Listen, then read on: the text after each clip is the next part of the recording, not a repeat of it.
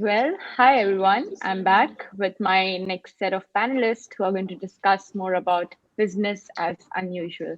So we have with us Jo. She's the business development and communications manager at Yunus Social Business. We have with us Lisa. She's the senior director at Yunus Social Business. So over to you, ladies. I'll hide myself and you can take it forward. Thank you so much, Jagruti.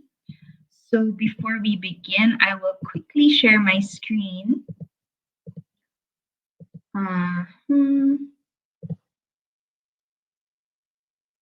And can you see my screen, Lisa? Yes. Okay, great. So welcome everyone, and thank you for joining our talk today. So my name is Lisa, and I will be joined by, my name is Jo, and I will be joined by Lisa later on. We will be discussing business as unusual, specifically corporate innovation through social entrepreneurship. So before we get into that, we would like to do a quick introduction to our company, Yunus Social Business. So our story as Yunus Social Business begins with one man's dream, and that man is Professor Muhammad Yunus. So Professor Muhammad Yunus created the Bank for the Poor, also known as Grameen Bank, which ultimately won him the Nobel Peace Prize. So if there is one core nugget of wisdom that we could take from Professor Muhammad's story, it is that in order to change the world, we don't only need governments or NGOs, we also need business. So this belief is what Yunus Social Business is founded on.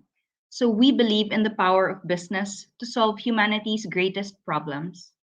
So on the right, you see just some of the impact of the work that we've done in the past 10 years. And that includes, for example, $16 million invested in social businesses, 100,000 jobs created for the poor, and over 29 million people supported. Now, what I'd like to stress here is that this impact was not achieved through charity, it was achieved through business. So, our business today encapsulates our concept of how the role of business should be. So, the role of business has evolved through the years. Many years ago, business may have been seen as mainly a creator of products and services. Fast forward to a few years later, business has been a major source of innovation for the world. Now, fast forward to today and hopefully to the future, we believe business should play the role of being a force for good. So, this transformation through the years is, of course, not easy. And I'm sure the businesses in the room today know that. And in fact, 2021 faced us with a handful of these challenges for transformation. And that includes, for example, bridging the digital divide, taking part in that war for talent, and now more and more meeting regulatory demands and standards. However, given these challenges, if a company is able to overcome them, there are so many opportunities that await.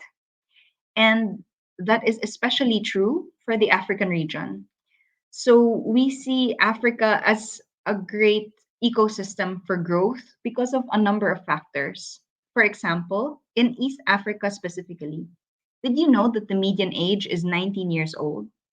So this young and labor ready workforce represents a window of opportunity for economic growth. In fact, studies say that if we are able to maximize this labor ready workforce, we can see economic growth of up to 25 to 33%. However, this growth does not come automatically.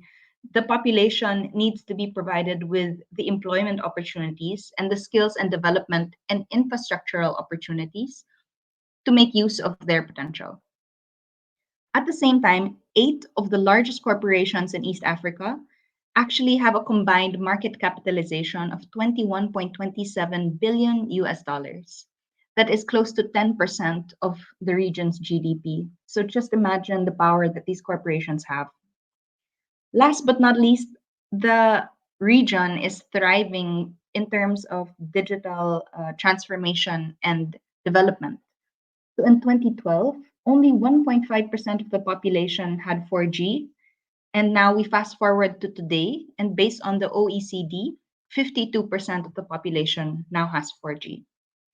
So, taking a look at that line of thought wherein businesses have this challenge of transforming into a force for good, and if they're able to do that transformation, they can realize the opportunities that various regions in the world are able to offer, including Africa. I'd like you to turn over to Lisa, who will share more about how these corporations can actually realize their potential and become true agents for good. So, Lisa? Thank you, Joe. As Joe mentioned, at YSB, we believe that not only the power of change lies within the economy, but also that capitalism, as is in its current shape and form, is outdated, and that we definitely need a transformation. A transformation that combines financial profitability with a sense of purpose and responsibility for the future. So that in the future, we can not only serve a small group of the privileged, but really untap the potential in those markets that are still underserved and listen to the voices of those still unheard. And it is not only us who believes that, but we know that business leaders across the world have already started stepping up and using their influence to help solve the most pressing challenges of our time. And of course, those business leaders cannot do it alone, but they need the power of their own employees. They need what we call social innovation.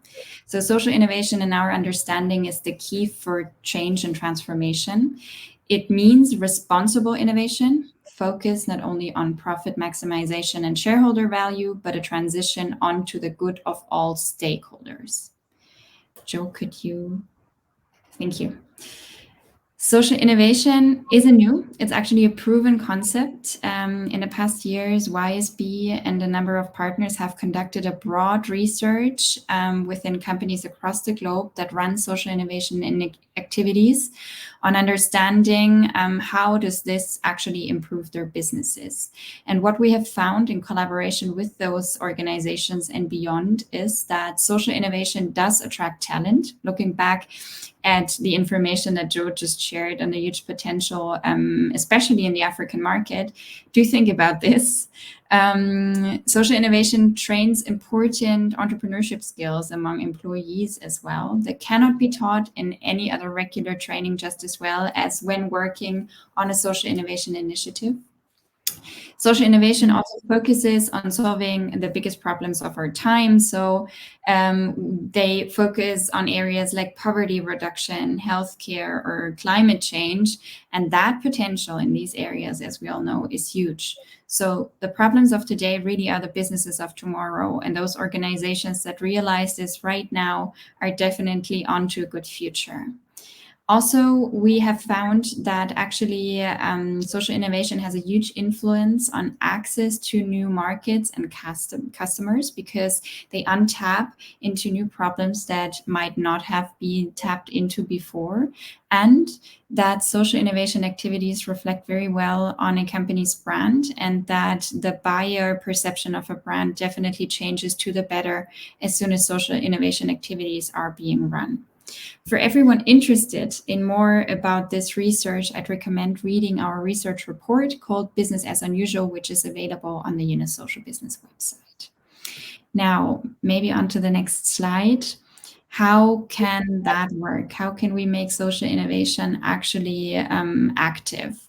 Through social intrapreneurship. We believe that it is employees who actually carry all the knowledge and all the power that is needed to be innovative as an organization. Social intrapreneurs are corporate employees who work on profitable and very interesting business models that help serve people and the planet. And through that, corporates can bring their purpose to life and inspire change for the whole organization. And we brought along two examples of corporate social entrepreneurs that we absolutely admire. One of those is Judy. Judy is a part of Safaricom, a company many of you might know or even be a part of. Judy is working on a project that helps transform Safaricom from a renowned telecoms firm into a purpose-led technology company. And her intent is to implement a digital platform for informal businesses and SMEs to connect them to payment services and to educational services. What Judy does is actually focused on improving the access into the Safaricom markets, but also giving all customers access to mobile services and financial services. Those customers are private customers, but also farmers who, for example, through the platform get access to affordable credit and to information, as well as a connection to the market, and also for small businesses who are supported in digitizing their companies, and by that increasing efficiency and livelihood on the long run. A next example that we brought along is Godwin. Godwin works for Unilever and is implementing a project called Shakti across Nigeria. Shakti is actually a Hindu word, which means empowered, and Shakti creates an inclusive society by providing business training and funding, and thereby livelihoods to women in rural areas across the continent. They work on simultaneously empowering those women and expanding Unilever's reach through last mile distribution with those female entrepreneurs, meaning the project engages female micro entrepreneurs across Nigeria and beyond in reselling Unilever goods. And all those goods are chosen to be livelihood relevant goods like solar panels and other goods. And by that, female entrepreneurs actually increase their own financial backing, but also give many more customers access to useful Unilever goods. And with that, I just wanted to tell you a little bit more about how did we actually get to meet those two wonderful individuals, and how did we get to work with them. That was actually through a platform that we founded in 2020 called the Unusual Pioneers. Maybe one slide further. Unusual Pioneers is a platform based on challenges that social innovators, social entrepreneurs face inside their own organizations. Those challenges usually are overcoming corporate structures and actually defining new structures that enable innovation like this to thrive. Creating a business case isn't always easy if actually success metrics work differently in your own organization. Usually social innovators are pretty left alone in the first place, meaning they lack the right resources and cannot untap the resources they require. There's usually also a lack of internal communication and understanding, not only from the executive side, but also from fellow employees. And lastly, many entrepreneurs actually grow into social innovation coming from a more commercial context. So knowledge in social innovation and in social entrepreneurship is key to being successful as a social innovator. And this is what we try to support with Unusual Pioneers. Maybe on to the next slide. The platform combines community building with knowledge building and partnerships, as well as increases the visibility of social entrepreneurs across the globe and connects them to purpose-driven leaders from across the globe, eventually leading to transformation inside the own organization. And of course, Joe, one slide more. Thank you. We cannot do this alone, but this Unusual Pioneers platform really is a team effort. This vision goes back to a number of 15 global leading sector organizations. Among them are the World Economic Forum's Schwab Foundation, Porticus, Ashoka, Acumen, Aspen Institute, and many, many more really amazing organizations that have teamed up on our platform to deliver services to social entrepreneurs. And we work not only with existing social entrepreneurs, so those that already run successful initiatives, but also we work with their executives and helping them understand why social innovation matters and why they have a specific role in the transformation of their own organizations, and with the bigger employee base in an organization. As Joe said, there's huge potential among each and every employee in an organization that can be untapped. And for this, we offer a number of different services and platforms to work with. On the one hand, we have the Unusual community. We have an executive circle that is run together with our platform partners and with the top executives of our global group of corporate partners. We offer online education formats for soon-to-be intrapreneurs to understand how does social entrepreneurship work and how can we leverage on it. We also offer insights for organizations to actually create social innovation initiatives around SDG commitments they might have made. And we help existing social entrepreneurs scale what already works. And maybe you could skip the next one, Joe, and just go directly. Thank you. This is an overview of the companies that we are working with right now on the Unusual Pioneers platform. You've already heard a little bit about the work of Unilever and specifically Godwin. You've also heard a little bit about Safaricom and Judy's work. And there's many more organizations globally that have teamed up on the platform. And that, of course, would be happy about additional partners coming up. And now on to the last one. If you are a social entrepreneur, if you feel like social entrepreneurship is something that your organization should explore, do let us know, do get in touch. There's 3 different ways of doing these. All are really simple. If you are a social entrepreneur, you can apply to our Unusual Pioneers 2022 Accelerator Program, in which we will support you scale your initiative. If you personally want to know, how do I become a social entrepreneur? How can I do this? And how can I support my own organization? Join our online course and learn more about social entrepreneurship.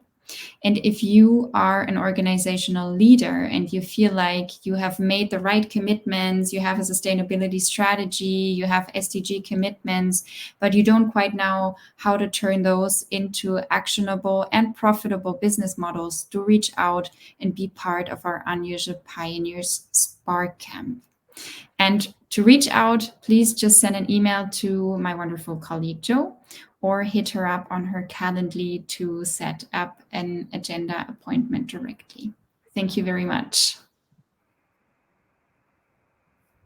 All right. So with that, I will exit our shared view and open the floor for questions. Oh, sorry, I was on mute. So I can see some claps and thumbs up coming up. Well, it was an interesting one. So we are open up for questions. So anyone, if any question, you can put it on the chat or just raise your hand.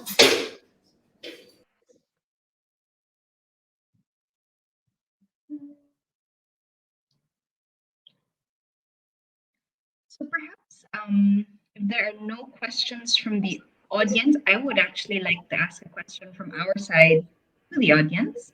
Yeah.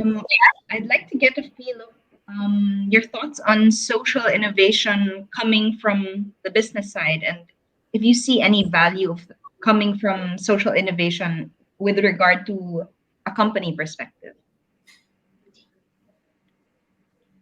Okay. So whoever wants to answer can raise their hands. I can get them on the stage. So you can just speak on stage live.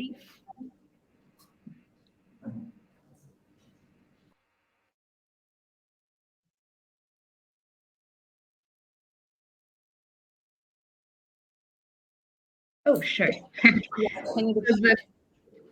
Yes, the question is, what is your perspective on social innovation, and do you think that it drives any particular effects or value with regard to a corporation?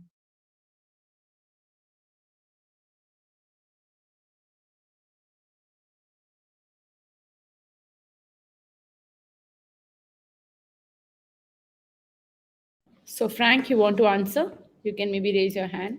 I can get you on screen.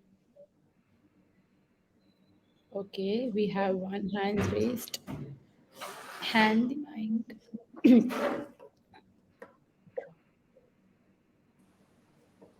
Yeah, hello. Yeah, for Yeah. me, so most business, like all businesses are also, if you look at the impact model, is that every business is somehow a social innovation because they're trying to solve a problem in the society.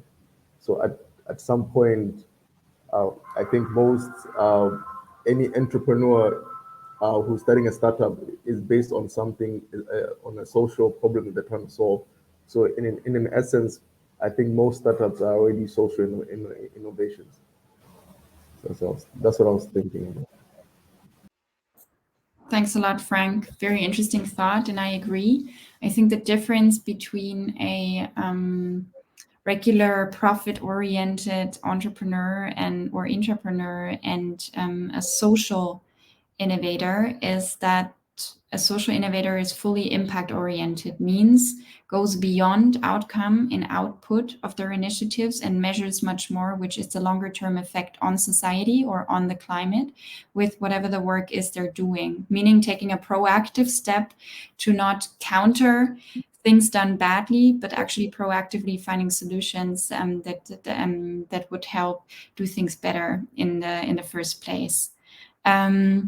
So that would probably be a teeny tiny difference. But I agree, Frank, there is actually a lot of wonderful entrepreneurs and intrapreneurs out there. And we were really surprised whenever starting Unusual Pioneers as a platform, how many incredible business models are out there, also in the corporate sector. Because usually in social innovation, we speak a lot about entrepreneurship.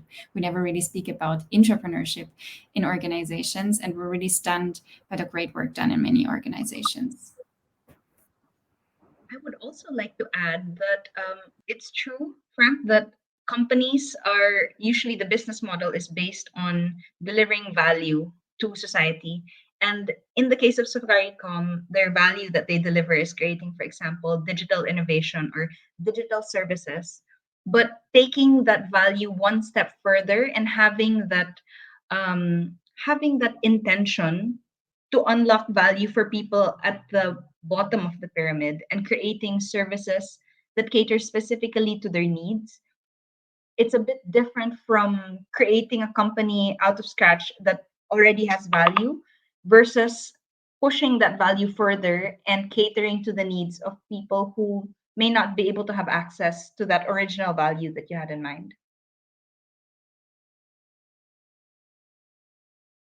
Yes, yes, I agree. Yeah, because both, if you are trying to solve a social problem and not trying to be profit oriented, or you're looking at the impact, is that at times it's very difficult for startups to attract funding because or even your family members, when they're trying to like, okay, I'm trying to solve this problem, and you're trying to get funding maybe to buy a server or something, even from your family and friends, but they're like, but this thing is not going to make money.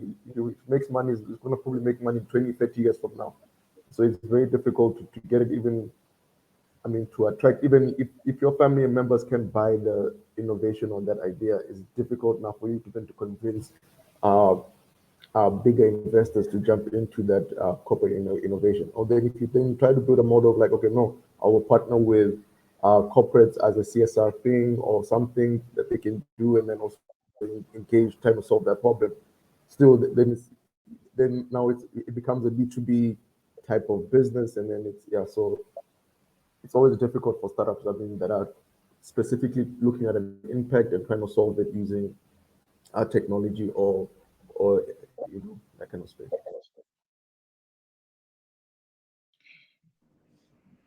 I totally agree actually with that. I think that that's one of the challenges that we see with a lot of our social entrepreneurs and also entrepreneurs. It's that finding the balance between creating social value and business value, as in financial sustainability for your business, is one of the most difficult balances to find.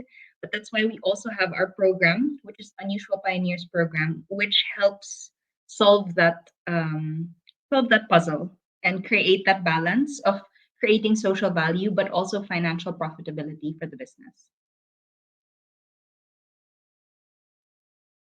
Well, I think, Frank, that answers or maybe just adds to the question that you had.